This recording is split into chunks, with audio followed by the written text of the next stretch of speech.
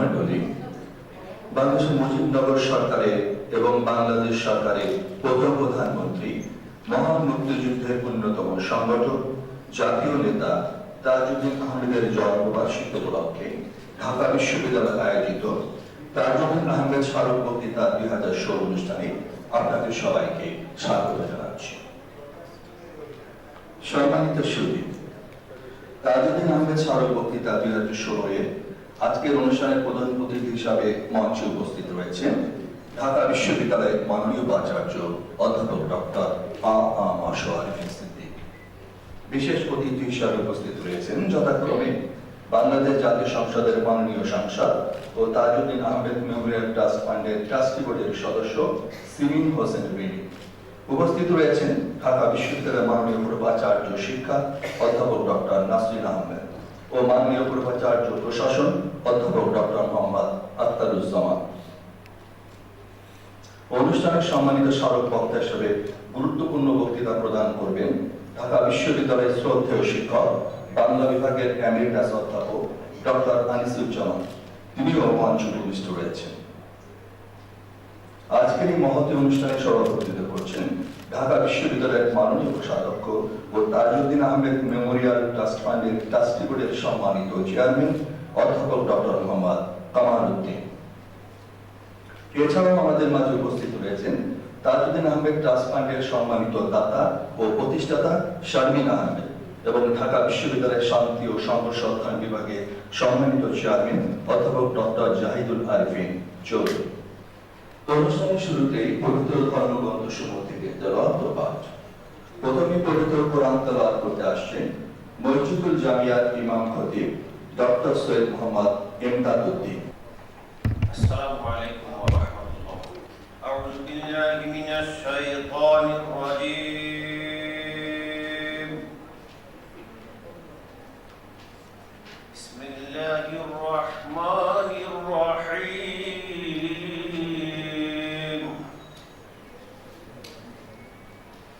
কুল্লু নাফসিন যায়িকাতুল মাউত ওয়া ইন্নামা তুওয়াফাউনা উজুরাকুম ইয়াওমাল কিয়ামাহ ফামান যুহজিহা আনিন নারি ওয়া উদখিলাল জান্নাতা ফাকাদ ফাজ ওয়া মাল হায়াতুদ দুনিয়া ইল্লা মাতাউল গুরুর। সাদাকাল্লাহু মাওলানাল আযীম। মহান আল্লাহর ঘোষণা, প্রত্যেক প্রাণীকে মৃত্যুর স্বাদ গ্রহণ করতে হবে। নিশ্চয় কিয়ামত দিবসে তোমাদেরকে তোমাদের কর্মের পূর্ণ প্রতিফল দেয়া হবে। অতঃপর যাদেরকে জাহান্নাম থেকে দূরে রাখা হবে এবং বেহেশতে প্রবেশ করানো হবে, তারা হবে সফল কাম, তারা হবে কৃতকার্য। আর অবুঝ যারা, নির্বোধ যারা, তাদের জন্য এই দুনিয়ার জীবন প্রবঞ্চনাময় ভোগ বিলাসের ক্ষেত্র মাত্র।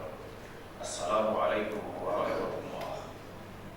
এবার পবিত্র গীতা থেকে পাঠ করবেন জগন্নাথ হলের প্রাধ্যক্ষ এবং সংস্কৃত বিভাগের চেয়ারম্যান অধ্যাপক ডক্টর অসীম সরকার। নমস্কার। মুখং করোতি বাচালং পঙ্গুং লঙ্ঘয়তে গিরিম যৎকৃপাতমহং বন্দে পরমানন্দ মাধব। শ্রীমদ্ ভগবদ গীতা চতুর্থ অধ্যায় জ্ঞানযোগ। পরমেশ্বর ভগবান শ্রীকৃষ্ণ বলেছেন, নহি জ্ঞানেন সদৃশং পবিত্রমিহ বিদ্যতে তৎস্বয়ং যোগ সংসিদ্ধ কালেন আত্মনিবিন্দতি। এই জগতে জ্ঞানের মতো পবিত্র আর কিছুই নেই। জ্ঞান হচ্ছে সমস্ত যোগের পরিণত ফল। ভক্তি চর্চার মাধ্যমে যিনি জ্ঞান আয়ত্ত করেন, তিনি কালক্রমে আত্মার পরাশান্তি লাভ করেন। পরমেশ্বর ভগবান শ্রীকৃষ্ণ আরো বলেছেন, শ্রদ্ধাবান লভতে জ্ঞানম তৎপর সংকেতেন্দ্রিয় জ্ঞানং লব্ধ্বা পরাং শান্তিম অচিরেণ অধিগচ্ছতি। তৎপর সংযুতি প্রিয় এবং শ্রদ্ধাবান ব্যক্তি জ্ঞান লাভ করে থাকেন। জ্ঞান লাভ করে তিনি অচিরেই পরা শান্তি প্রাপ্ত হন। সর্বে সুখিনো ভবন্তু, সর্বে সন্তু নিরাময়া, সর্বে ভদ্রাণি পশ্যন্তু, মা কশ্চিৎ দুঃখভাগ্ ভবেৎ। সকলে সুখী হোক, সকলে নিরাময় হোক, সকলে মঙ্গল লাভ করুক, কেউ যেন দুঃখ ভোগ না করে। ওম শান্তি, ওম শান্তি, ওম শান্তি। জগতের সকল প্রাণী শান্তি লাভ করুক। সবাইকে নমস্কার।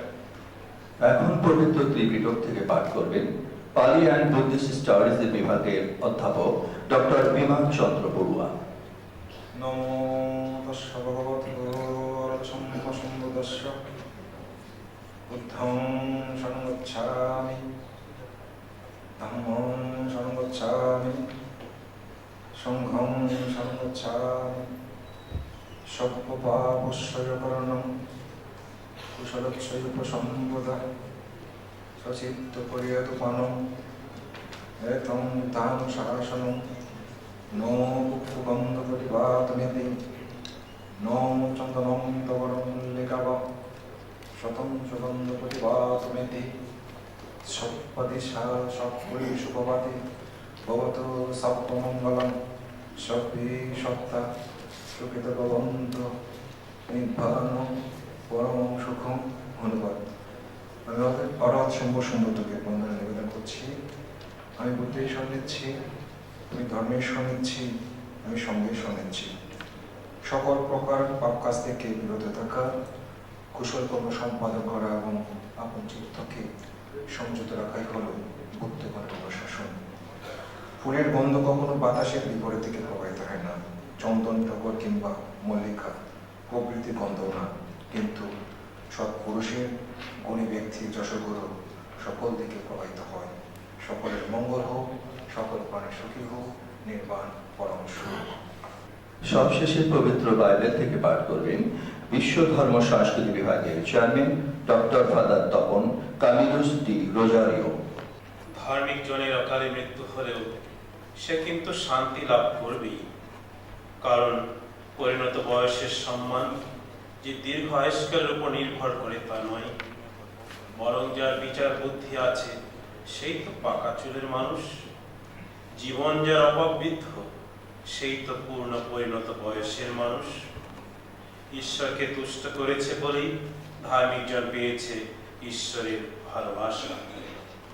ধার্মিক মানুষ অল্পকালের মধ্যেই সিদ্ধি লাভ করে দীর্ঘ জীবনের পূর্ণতাই পেয়েছে।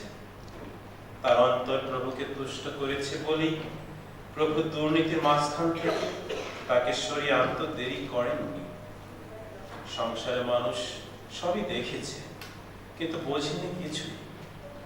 এই সত্য তার হৃদয়ঙ্গম করতে পারেনি যে যারা প্রভুর মনোনীত জন, তাদের জন্য সঞ্চিত রয়েছে সেই মহা করুণা, সেই মহা অনুগ্রহ। যারা আমার ভক্তজন, তাদের কাছে তিনি নিজে এগিয়ে আসবেন। সম্মানিত সুধী, অনুষ্ঠানের শুরুতেই স্বাগত ভাষণের জন্য আমন্ত্রণ জানাচ্ছি তাজউদ্দিন আহমেদ ট্রাস্ট ফান্ডের সম্মানিত দাতা ও প্রতিষ্ঠাতা শাহমিন আহমেদকে। আসসালামু আলাইকুম, শুভ অপরাহ্ন। আমি প্রথমেই ধন্যবাদ জানাচ্ছি যারা দূর দূর থেকে বিভিন্ন জায়গা থেকে এসছেন। আগত আমার পরিবারের সদস্যবৃন্দ, এর মধ্যে আছে আমার বোন সিমিন হোসেন রিমি, আমার ছোট বোন মাহাজাবিন আহমেদ মিমি, আমার পরিবারের সদস্যবৃন্দ, বন্ধু তাজউদ্দিন আহমেদ অনুরাগী, ছাত্রছাত্রীগণ এবং অন্যান্য আরো সকলে, মঞ্চে উপবিষ্ট সম্মানিত সকল বক্তা, সব মাননীয় সভাপতি, প্রধান অতিথি ও সকলকে আমার প্রাণঢালা অভিনন্দন। একই সাথে আমি ধন্যবাদ জানাচ্ছি যারা এতক্ষণ পবিত্র ধর্মগ্রন্থগুলো থেকে পাঠ করলেন। এখানে বিভিন্ন ধর্মগ্রন্থগুলো থেকে পাঠ করা এ কারণেই যে এটি ছিল আমাদের মুক্তিযুদ্ধের একটি অন্যতম চেতনা, যে সব ধর্মের প্রতি সমান সম্মান প্রদর্শন, এবং এটি একটি অসাম্প্রদায়িক চেতনার বহিঃপ্রকাশ, যেখানে বাংলাদেশ হবে মুসলমান, হিন্দু, খ্রিস্টান, বৌদ্ধ, উপজাতি এবং সমস্ত নাগরিকের জন্য একটি সাম্যবাদী সেফ একটি আবাসস্থল। তো আমি তাজউদ্দিন আহমেদ মেমোরিয়াল ট্রাস্ট ফান্ডটা প্রতিষ্ঠার কিছু নেপথ্য আপনাদেরকে সংক্ষেপে বলবো। তার একটি হলো যে 2010 সালে আমার শান্তি এবং সংঘর্ষ বিভাগের প্রতিষ্ঠাতা মাননীয় ডক্টর ডালিম চন্দ্র বর্মণের সাথে আমার প্রথম দেখা হয় একটি আন্তর্জাতিক কনফারেন্সে জর্ডানে। সেখানে বিশ্বের বিভিন্ন আফ্রিকা, এশিয়া থেকে ছাত্রছাত্রীরা এসেছিল সেখানে তাদের একটি ট্রেনিং সমাপ্ত করতে, এবং তাদের এটা ছিল একটা গ্র্যান্ড ফিনালি শান্তি সংঘর্ষের উপর তাদের বিভিন্ন চিন্তা চেতনার একটা সম্মিলিত প্ল্যাটফর্ম। তো সেখানে আমার সাথে ডালিমচন্দ্র বর্মণের পরিচয় হয় বর্মণের, এবং সেই আয়োজনটির উদ্যোক্তা ছিলেন আমার স্বামী ডক্টর আমর খাইরি আবদাল্লাহ। তিনি সে সময় জাতিসংঘ ম্যান্ডেটেড ইউনিভার্সিটি ফর পিসের ভাইস ডিরেক্টর হিসেবে কর্মরত ছিলেন এবং ডালিমচন্দ্র বর্মণকে ভালোভাবেই চিনতেন।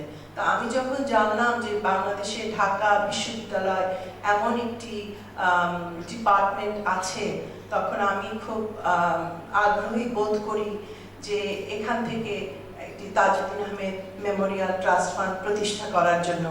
কারণ পৃথিবীতে সংঘর্ষ কমছে না, এটা বাড়ছে। সংঘর্ষের উত্তাল যে একটা ভীষণ একটা রেস্টলেস বহিঃপ্রকাশ আমরা সব জায়গায় দেখি। এটি আরম্ভ হচ্ছে পারিবারিক ক্ষেত্র থেকে, কমিউনিটি থেকে, সারা বিশ্বব্যাপী। তো প্রথমেই পৃথিবীতে শান্তি আনবার প্রথম মার্গ হলো নিজের আত্মপরিশুদ্ধির সংগ্রামটি অব্যাহত রাখার। কারণ আত্মপরিশুদ্ধির মাধ্যমেই আসতে পারে, আত্মমূল্যায়নের মধ্যে আসতে পারে আত্মপরিশুদ্ধি। তো শান্তি সংঘর্ষ বিভাগ শুধু তারা বিভিন্ন এই বিশ্ব বা কমিউনিটি সেই লেভেলগুলোর উপরেই তারা কাজ করে না, সেগুলোর উপর রিসার্চ শুধু ফোকাস করে না, এটি একদম ভেতর থেকে অন্তরের বিভিন্ন ক্ষেত্রগুলোকেই তারা ইভ্যালুয়েট পর্যালোচনা করে থাকে। তো আমি তাজউদ্দিন আহমেদ মেমোরিয়াল ট্রাস্ট ফান্ডটা যখন প্রতিষ্ঠা করি সেটা ছিল 2011 সালে। আমাদের মাননীয় ভিপি ডক্টর আরিফিন সাহেব উনি এবং অন্যান্যরা খুবই আমাকে উৎসাহিত করেন, এবং তাদের উৎসাহ অনুপ্রেরণা সহযোগিতায় এই ট্রাস্ট ফান্ডটি প্রতিষ্ঠিত হয়। তো আজকে আমি এখানে আয়োজকদের সবাই যারা আছেন তাদেরকেও আমার প্রাণঢালা অভিনন্দন জানাবো। অনেকে সামনে থেকে কাজ করছেন, অনেকে নেপথ্যে, যেমন উপরেজিস্ট্রার হাজারি সাহেব এবং তার টিম যে ক্রমাগত খুব নিঃশব্দে কাজ করে গেছেন, সবসময় আমাকে ইনফর্ম রেখেছেন কি হবে, কোথা হবে, কার ছাপা হলো কিনা, মেমোরিয়াল লেকচারটা রিভিউ করা, ইনভিটেশনগুলো পাঠানো, উনি সবসময় আমাকে অবহিত রেখেছেন। এই জন্য আমি উনি হাজারি সাহেব ওনার টিমকেও আমার অনেক ধন্যবাদ জ্ঞাপন করছি। তো এখন ফিরে আসি যে তাজউদ্দিন আহমেদ উনি কে ছিলেন। আমরা জানি উনি ছিলেন বাংলাদেশের প্রথম প্রধানমন্ত্রী, গণপ্রজাতন্ত্রী বাংলাদেশ সরকারের প্রথম প্রধানমন্ত্রী। এটি কোনো প্রবাসী সরকারও নয়, অনেকে এটিকে ভুল করে বলে প্রবাসী সরকার, অস্থায়ী সরকার। না, ওই প্রথম গণপ্রজাতন্ত্রী বাংলাদেশ সরকারের সূত্র ধরেই কিন্তু বাকি সব সরকার গঠিত হয়েছে। কিন্তু তিনি প্রথম শুধু প্রধানমন্ত্রী ছিলেন না, তিনি ছিলেন বাংলাদেশের সবচেয়ে ক্রান্তি লগ্নের একটি দুর্বার উত্তাল একটা অস্থিতিশীল সেই দিনের প্রধানমন্ত্রী। তিনি ছিলেন যুদ্ধ দিনের প্রধানমন্ত্রী। এখন যুদ্ধ দিনের প্রধানমন্ত্রী হতে গেলে কিন্তু কতগুলো চরিত্রের, কতগুলো বিশেষ কোয়ালিটিসের দরকার হয়। কি ছিল তার সেই কোয়ালিটিস? আমরা আপনারা যে তার স্মারক বক্তৃতার যে গ্রন্থটি পেয়েছেন সেখানে তার জীবনী আছে, তো আমি সেদিকে যাব না। খুব সংক্ষেপে, তিনি অত্যন্ত মেধাবী ছাত্র ছিলেন। শেরে বাংলা একে ফজলুল হকের বক্তৃতা দিয়ে আসার পর দিন তিনি আরেকজনের কাছ থেকে কলম ধার করে উনি ম্যাট্রিকুলেশন পরীক্ষা দেন, এবং সেটাতে তিনি অবিভক্ত বাংলায় দ্বাদশ স্থান লাভ করেন, এবং পরে ইন্টারমিডিয়েট পরীক্ষায় উনি চতুর্থ স্থান স্থানের অধিকারী হন, তাহলে বোঝা যাচ্ছে যে তিনি সে সময় থেকে কিন্তু রাজনৈতিক আন্দোলনের সাথে যুক্ত, একই সাথে তার মেধা, মননশীলতার চর্চাও কিন্তু অব্যাহত রয়েছে। তিনি প্রচুর লেখাপড়া করতেন, তার ডায়েরি পড়লেই দেখি ওখানে প্রতিদিন আমরা আজকে যে পরিবেশ কথা বলি, চারিদিকের আবহাওয়ার কথা বলি, তিনি সেগুলো কিন্তু সংকলিত করতেন। ইনফ্যাক্ট একজন ছাত্র এই 2-3 দিন আগে এশিয়াটিক সোসাইটিতে আরেকটি Tajuddin Ahmed Memorial trust fund যেটি আমি প্রতিষ্ঠা করি, সেখানে এক ছাত্র, রাজশাহী থেকে আগত ছাত্র মনে করিয়ে দিচ্ছিল যে তাজউদ্দিন আহমেদের ডায়েরি পড়লেই বোঝা যায় যে তিনি কতখানি প্রকৃতি, পরিবেশ, পারিপার্শ্বিকতার সাথে একটা সম্পৃক্ত ব্যক্তিত্ব ছিলেন। যে আজকে ভীষণ ঝড় হলো, এটাতে ধানের ফসল ঠিক মতো হবে না, এটাতে চাষিরা ধান ঠিক মতো বিক্রি করতে পারবে না, তাদের উপর কি ইম্প্যাক্ট পড়বে। তো এই যে একজন নেতা তিনি হন যিনি শুধু বৃহত্তর গোলটিকে সম্মুখে রেখে এই ছোট ছোট সমস্ত ঘটনাকে যিনি সমন্বিত করতে পারেন, ছোট ছোট যে কষ্ট, দৈন্যতা, সেগুলোর প্রতিও তিনি যে লক্ষ্য রাখেন, তিনি কিন্তু প্রকৃত একজন নেতা।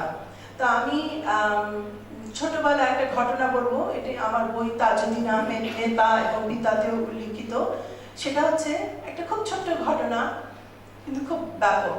উনি খুব পশু পাখি পছন্দ করতেন এবং ভীষণ একজন উচ্চমানের একজন বাগানের উনি পরিচর্যাকারী ছিলেন। তো একই সাথে আমাদের বাড়িতে একটি কুকুর ছিল, ওর নাম পিপি। তো আমার বোনের নাম বিপি, রিমি, মিমি আমাদের ডাক নাম, আর আমার কুকুরের নাম ছিল পিপি। তো সেটাকে নিয়ে উনি খুব খেলা করতেন, আমিও খুব খেলা করতাম। তো উনি যখন জেলে চলে গেলেন, এখানেই বলি, চারিদিকে তখন সেই রাজবন্দীদের মুক্তি চায়, সেই 69 সেই গণ আন্দোলন, সেখানে জাতির জনক বঙ্গবন্ধু শেখ মুজিবুর রহমান থেকে তখন কারাগারে অন্তরীণ আগরতলা ষড়যন্ত্র মামলা চলছে। এমনি একটি উত্তাল সময় ওনার সাথে যখন ময়মনসিংহ জেলে দেখা করতে গেলাম, উনি খুব আকুল হয়ে বললেন, উনি একটি চিঠি আমাদেরকে ছেড়েছেন, যেহেতু সেন্সরশিপের কারণে জেল থেকে আসা চিঠি পৌঁছতে সময় লাগে, আমরা পাইনি। উনি খুব একটু ব্যাকুলভাবে বললেন, আমি আমার মায়ের পাশে বসা, আমরা খুব ছোট, উনি বললেন যে পিপি কেমন আছে? তো আম্মা বললো ভালো আছে। বললেন আমি একটা খুব স্বপ্ন দেখলাম, আমি খুব উৎকণ্ঠিত, পিপির দিকে যত্ন রেখো, খেয়াল রেখো। তো আমরা যখন বাড়িতে চলে আসলাম, চিঠিটি কিন্তু পৌঁছলো। তো চিঠিটা যখন পৌঁছেছে, আমরা জেলখানা থেকে আপনার কথা শুনে বাড়িতে ফিরে চিঠিটা যখন আমরা পড়ছি আরো কিছুদিন পর, তখন দেখা গেল যে আব্বুর চিঠিতে লেখা ছিল যে আব্বু একটি স্বপ্ন দেখেছেন যে পিপি এক অন্ধ গলিতে আটকা পড়ে আছে এবং সে ওই অন্ধ গলিটা থেকে অ্যাবাউট টার্ন করে সে আকুল ভরা চোখে সে সাহায্যের জন্য আবেদন করছে, আর তার একটা চোখ আহত হয়েছে। এটা অবাক করার ব্যাপার যে সেই সময় যখন আম্মা চিঠিটা পড়ে শোনাচ্ছিলেন, চিঠিটা কিন্তু আমাকে লেখা, উনি খুব গোটা গোটা হাতে লিখতেন সেই চিঠি। তো আমি তখন মাত্র পড়তে শিখেছি। ওই সময় দেখি যে পিপি দৌড়াতে দৌড়াতে, হাঁপাতে হাঁপাতে আমাদের বারান্দার সামনে, আমাদের একতলা বাড়ি যে উঠানটার সামনে দাঁড়িয়েছে, আর ওর চোখ ঠিকই রক্তাক্ত। ওই সময় 69-এর যে গণ অভ্যুত্থান হচ্ছে আগরতলা ষড়যন্ত্র মামলার বিরুদ্ধে, তখন কেউ হয়তো ঢিল পাটকেট ছুঁড়েছিল, ওই মিলিটারিদের গাড়িগুলো ব্লক করার চেষ্টা করছিল, তখন হয়তো একটা ঢিল পাটকেট তার চোখে পড়ে যায়। কিন্তু আমি বলছি, একটা শৈশবে আমি যে আমার পিতাকে দেখছি, আমি যে আবিষ্কার করছি যে এত মমত্বের সাথে একটি ক্ষুদ্র প্রাণীরও যিনি চিন্তা করতে পারেন, তিনিই কিন্তু একটা দুর্দিনের, একটা ব্যাপক দুর্দিনের কিন্তু যোগ্য নেতৃত্ব দেওয়ারও সক্ষম। এই চারিত্রিক গুণাবলীগুলো কিন্তু নোটিস করার মতো, এবং এগুলোই একজন মানুষকে মানুষে পরিণত করে। আরেকটা কথা আমি বলবো, 71-এর সেই 30শে মার্চ, তো তিনি সেই যখন পলায়নরত ব্যারিস্টার আমিনুল ইসলামের সাথে, তখন তিনি কুষ্টিয়া জেলার টুঙ্গি একটা স্থান, সীমান্তবর্তী, ভারতের সীমান্তবর্তী একটা স্থানে উনি সেই কালভার্টের নিচে মাথা রেখে তিনি চিন্তা করছিলেন যে এই 7.5 কোটি মানুষের স্বার্থে তিনি সিদ্ধান্ত নিয়েছিলেন যে একটি স্বাধীন বাংলাদেশ সরকার গঠন করে মুক্তিযুদ্ধের নেতৃত্ব দেওয়া। এবং এটা ছিল একটি যুগান্তকারী চিন্তা চেতনার বহিঃপ্রকাশ, কারণ খণ্ড বিখণ্ড ভাবে একটা স্বাধীনতা যুদ্ধ পরিচালিত হলো ব্যাপক প্রবলেম, যেটা আমরা ইউনাইটেড স্টেটসের স্বাধীনতা যুদ্ধে দেখি যে তারা জর্জ ওয়াশিংটন ছিল সেখানকার কমান্ডার ইন চিফ এবং হোল কংগ্রেস মিলে সরকার গঠন করে তারা কিন্তু মুক্তিযুদ্ধ পরিচালিত করেছিল। তো সেভাবে উনি যখন এগোলেন, তখন যখন ভারতীয় সীমান্ত রক্ষী বাহিনীর প্রধান আইজি, পূর্বাঞ্চলীয় সীমান্ত রক্ষী বাহিনীর প্রধান আইজি ইন্সপেক্টর জেনারেল গোলক মজুমদার বলছিলেন যে আপনারা নির্ভয়ে আপনারা সীমান্ত ক্রস করতে পারেন, ভারত আগ্রহী। তখন উনি বললেন এক শর্তে, যদি স্বাধীন সার্বভৌম রাষ্ট্রের প্রতিনিধি হিসেবে আমাদের ওখানে আমন্ত্রণ জানানো হয় তবেই আমরা ভারতে প্রবেশ করব। এবং গোলক মজুমদার নিজেই বেঁচে থাকার কালে আমি যখন তার ইন্টারভিউ করতে যাই বলছিলেন যে এমন অনাহার কৃষ্ণ দুজনে, লুঙ্গি পরনে, খোঁচা খোঁচা দাড়ি, মানে তারা বুভুক্ষ, ওর মধ্যেও তারা একটি জাতি তার নিজের দেশ মাতৃভূমি সম্মান রক্ষার কথা চিন্তা করেছেন। আর দ্বিতীয় হলো 19 আগস্ট আমার ছোট বোন সিমিন হোসেন রিমি, তার জন্মদিন ছিল। তো তার কদিন আগে আমার মার কাছে মুক্তিযোদ্ধারা খবর নিয়ে এসেছিল যে আমার বাবা খুব অসুস্থ।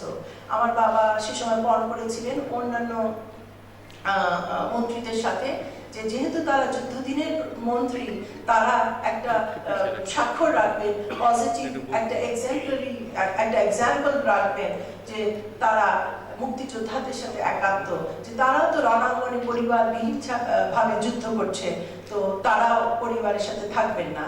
তো যে কারণেই হোক উনি একমাত্র সেই শব্দটা রাখতে পেরেছিলেন, যার ফলে 8 নম্বর থিয়েটার রোড পার্ক স্ট্রিটের, যেটা বর্তমানে শেক্সপিয়ার সরণি এবং সেটা এখন অরবিন্দ আশ্রম রূপে প্রতিষ্ঠিত, সেখানেই ছিল স্বাধীন বাংলাদেশ সরকারের রাজধানী, অস্থায়ী রাজধানী। এবং আমার বাবা নামকরণ করেছিলেন তার প্রাণপ্রিয় নেতা বঙ্গবন্ধু শেখ মুজিবুর রহমানের নামে, মুজিবনগর। এবং এই অস্থায়ী রাজধানীটি প্রথমে স্বাধীন বাংলাদেশের মাটিতেই প্রতিষ্ঠিত হয় কুষ্টিয়া জেলায়।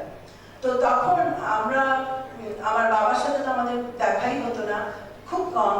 তো উনি আসতেন ঝটিকা সফরে, সৈয়দ নজরুল ইসলাম আমাদের ফ্ল্যাটের উল্টো দিকে থাকতেন, ওখানে মিটিং সেরে আবার চলে যেতেন। কি জানি যদি দেখা হলে আবার দুর্বল হয়ে পড়েন। তো আমরা সেদিন আমি এবং মহিলা আওয়ামী লীগের এবং একজন মুক্তিযোদ্ধা বদরুন্নেসা আহমেদ, যার নামে বদরুন্নেসা মহিলা কলেজ, তিনি একজন অত্যন্ত সেই সংগ্রামের সাথে একাত্ম। উনি আমার মা রিমি আমরা স্কুটারে করে আমরা ট্যাক্সিতে করে ওনাকে দেখতে গেলাম। তো ওখানে যেয়ে দেখি যে ওনার সেই যে বড় অফিস কক্ষে বাংলাদেশের ম্যাপ, সেখানে কোথায় কোন জায়গায় কোনখানে মুক্তিযোদ্ধারা যুদ্ধ করছিল সব পিন মারা, দাগাটা এবং সেখানে জিনিসপত্র, কিন্তু আমার বাবা নেই। একটা পাশের ছোট চৌকি, পাশে একটা ছোট ঘর, ওখানে চৌকি ছিল, ওখানেই উনি 3-4 ঘন্টা ঘুমাতেন, বাকি সময় কাজ করতেন। তো দেখি যে বাথরুমের ভেতর থেকে একটু খুচ আওয়াজ আসছে, কাপড় কাচায়।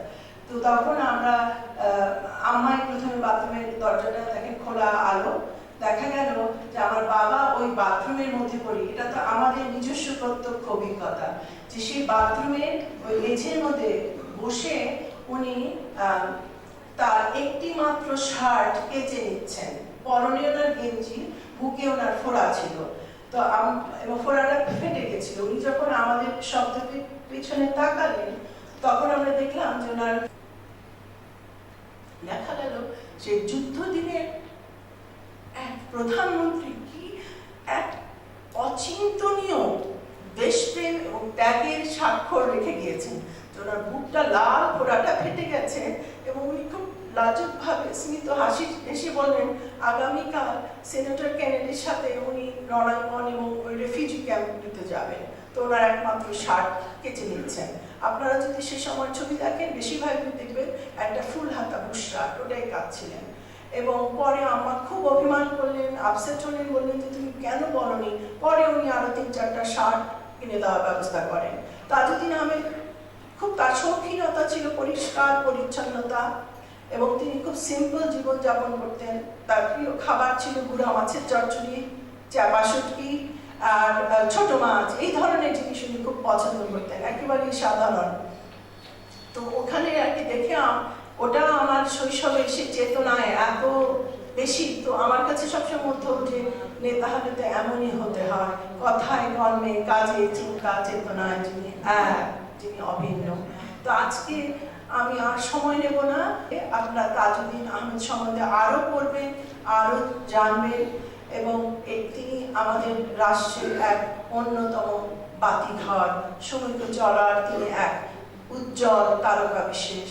তার প্রতি সম্মান জানানো, তাকে জানা আমাদের জাতি মুক্তির যুদ্ধের ইতিহাসকে সম্মুখে এগিয়ে যাওয়ার পথকে আরো সবল, আরো সচল করবে। ধন্যবাদ। ধন্যবাদ। সম্মানিত সুধীমণ্ডলী, এখন শুরু হচ্ছে স্বর্ণপদক ও বৃত্তি প্রদান এবং রচনা প্রতিযোগিতায় বিজয়ীদের পুরস্কার প্রদান পর্ব। আমি স্বর্ণপদক, বৃত্তিপ্রাপ্ত ও রচনা প্রতিযোগিতায় বিজয়ীদের নাম একে একে আহ্বান করব। তারা মঞ্চে এসে যথাক্রমে তাদের স্বর্ণপদক, বৃত্তি ও পুরস্কার গ্রহণ করবেন। প্রথমে আমি স্বর্ণপদক প্রাপ্ত ছাত্রীর নাম ঘোষণা করছি। মোসাম্মদ কামরুন নাহার, বিএসএস সম্মান, শান্তি ও সংঘর্ষ অধ্যয়ন বিভাগ, ঢাকা বিশ্ববিদ্যালয়।